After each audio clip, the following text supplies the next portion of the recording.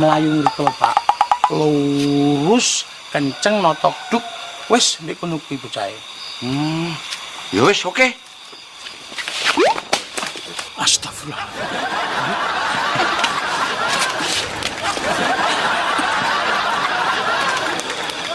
Alhamdulillah Ti, selamat awake dhewe.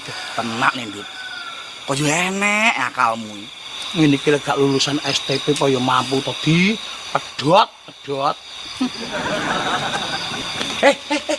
Aja lihat kono. Lihat kan.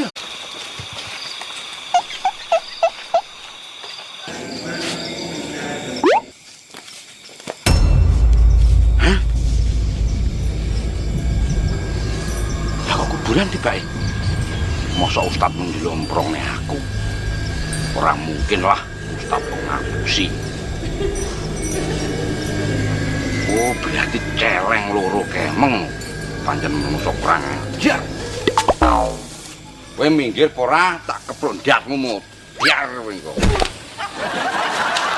Muter piye ta jane mati suwi ya.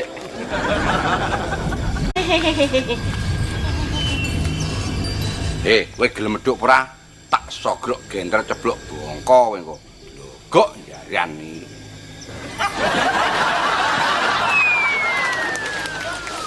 Arep njarak aku.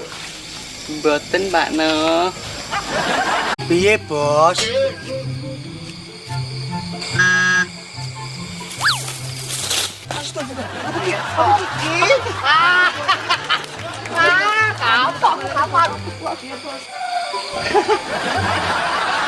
Alhamdulillah Mas, aku dibayake iso balik. Nggih Mas, alhamdulillah ade iso ngulang maneh.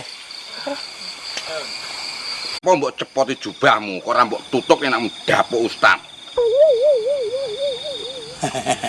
Sopo to Pakno sing nyepoti? Ki mung lho patra tak balekne. Mergo wektune sewan wis entek. Lah butake barange nyapa melu-melu nyepot jubah iki.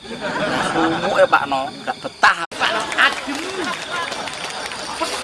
Loh Pakno, sampean golek iwak to? Ya Mbak Noni, pancen aku golek iwak, tapi oleh baju loro lho, arep tak deplok ndase. Lah kuwi nek gendut karo Mukidi to Pakno. Kok iso sampe koyo ngono kuwi sampean apakne cah loro kuwi. Iki wis bolak-balik gawe gelone atiku Mbak Noni.